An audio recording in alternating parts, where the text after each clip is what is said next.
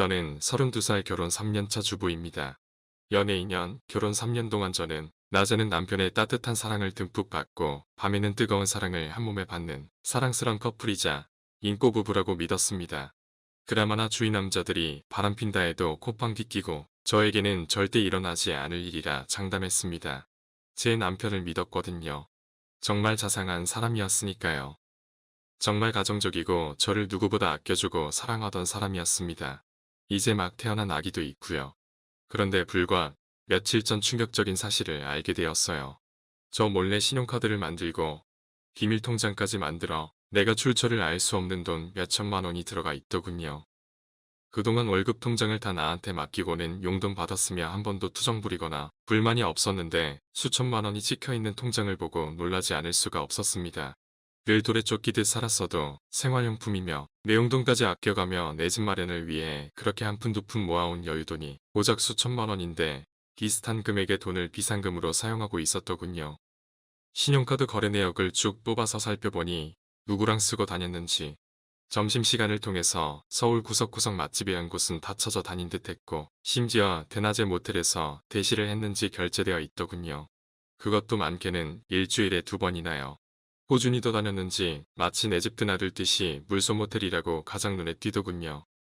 시기를 살펴보니 본격적으로 카드를 만들어 사용했을 때가 내가 임신하고 출산 2달 전부터 친정집에 가 있을 때부터니까 1년도 넘게 만나왔다는 소리네요. 보통 남편은 성욕이 왕성한 편이라 우린 아직 신혼처럼 즐기는 편인데 보통 하루도 빠지지 않고 관계를 가져요. 그래서 더 충격이었어요. 일주일에 한두 번은 꼭 불륜녀와 대시를 했을 텐데 낮에는 그 여자와 밤에는 나랑 했다는 생각에 하늘이 노래질 정도로 아무 생각이 안 나더군요. 특히 그 더러운 여자 앞에서 내 이야기를 했을 생각하니깐 화가 쉽게 가라앉지도 않았습니다. 남자들 진짜 이럴 수가 있나요?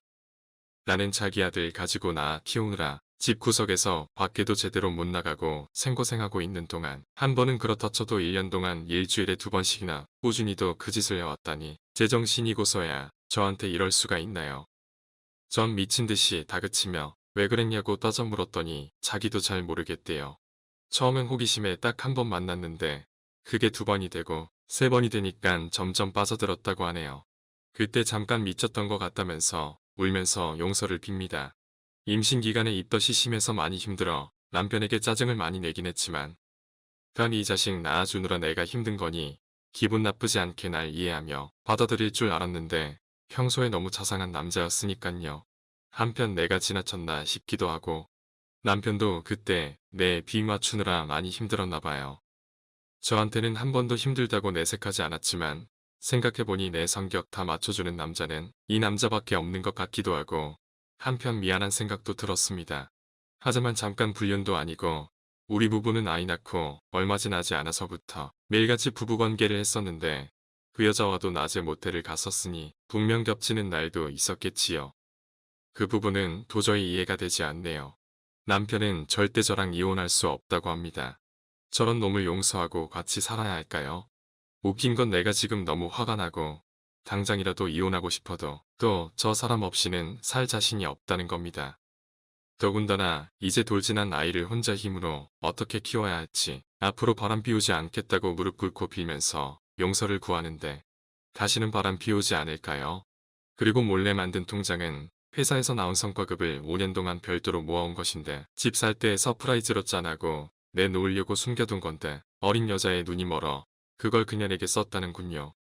그러면서 그 통장까지 제게 맡기며 앞으로는 바람 피우고 싶어도 돈이 없어 못 피울 거라면서 한 번만 더 믿어달라는군요. 바람 피운 여자는 거래처 여직원인데 결혼 전부터 알던 사이로 내가 임신하고 한동안 예민해져 있을 때 그 여자가 접근해 오길래 성욕 강한 남편이 참지 못하고 욕구를 풀 대상으로 만나거라고 하더군요. 서로가 처음부터 엔조이로 만나기로 했고 생각보다 잘 맞아서 자주 만나것 뿐이지 서로에게 감정은 없다고 하네요. 아무튼 아무리 남편을 쉽게 버리지 못할 것 같아도 얼굴을 보고 있자니 화만 치밀어 올라 잠깐 떨어져 있기로 하고 아기와 함께 며칠 전부터 친정에 와 있습니다. 아무것도 모르고 계시는 친정엄마는 내가 예민해서 성격이 자릴 같아서 또 김서방과 싸웠냐며 잔소리를 해대는데 모르는 게 약이라고 아무 소리도 안 하고 혼자 속으로 삭혔습니다. 주위 사람들은 다들 남편이 순둥순둥하고 사람 좋아 사위 잘 얻었다. 신랑 잘 얻었다. 소리를 귀에 닦지 않도록 들었는데 친정마주차 당연히 내 잘못으로 부부싸움 한 줄로만 생각해요. 며칠 동안 혼자 집에 있을 서위 걱정에 밥은 제때 챙겨 먹는지, 밤에 혼자 외롭지는 않는지, 아침 저녁으로 서위에게 전화하는 엄마를 볼 때마다 더 아픈 마음이 미어져 옵니다. 그렇게 서위 잘 얻었다고 입에 침이 마르도록 동네 사람들과 친척들에게 자랑을 했었는데 엔조이로 만나는 여자와 일주일에 2번씩이나 모텔을 들락날락거린 걸 알면 쓰러지실지도 모릅니다. 또 친정에 온 지 며칠 되었다고 친정엄마는 자꾸 집에 들어가라고 하네요. 당분간 아이는 내가 봐줄 테니 좋은 시간 보내고 주말에는 여행도 다녀오라면서 자꾸 싸우지 말고 이참에 둘째를 한번 가져보라면서 말입니다. 결국 엄마가 자꾸 걱정하길래 이대로 친정에 계속 있는 것도 아닌 것 같고 아이를 엄마에게 맡기고 혼자 잠깐 여행을 갔네요. 3일 뒤가 제 생일이에요. 한 번도 생일에 혼자 있어 본 적이 없었는데 자꾸 남편이 연락이 와서 생일 전에는 집으로 왔으면 좋겠다고 하는데 나는 당분간 떨어져 있는 게 좋겠다며 거절하고 생일날 혼자 호텔방에 소파에 누워 넷플릭스 드라마를 온종일 보고 있었습니다.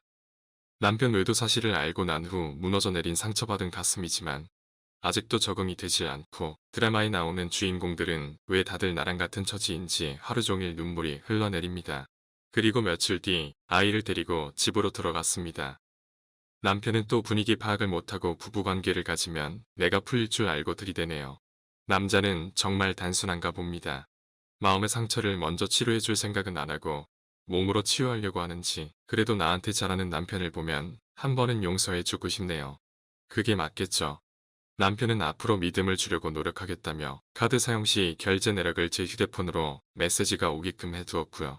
또 휴대폰으로 제가 집에서도 언제든지 신랑의 위치를 추적할 수 있는 프로그램을 깔아두었습니다. 혹시 모르니 확인하고 싶으면 영상통화를 하면 된다며 저를 안심시켜 주더군요. 앞으로 그 여자와 개인적으로 다시는 만날 일 없을 거다. 만나도 절대 사적인 이야기를 절대로 하지 않을 거다. 내가 아내와 아이까지 포기하면서 2번 다시 또 그 짓을 하겠냐며 저에게 믿음을 주기 위해 노력하는 중입니다. 그리고 신용카드, 휴대폰 명의를 제 이름으로 다 바꾸고 심지어 자가를 매입할 경우에도 제 앞으로 해준다고 하네요. 그런데 생각지도 않은 일이 생기고 말았습니다. 바로 계획에도 없던 둘째가 생기고 말았네요. 임신된 걸 알고부터는 남편이 예전 외도한 사실이 계속 떠올라 잠을 제대로 이루지 못하겠어요. 또 그때처럼 바람 피우면 어쩌나 싶어 신경이 쓰이기도 하고 점점 예민해져 가는 것 같습니다. 이렇게 정신적으로 힘들어하면 아이에게도 좋지 않을 텐데 남편에게는 아직 임신 사실을 알리지 못하고 있네요.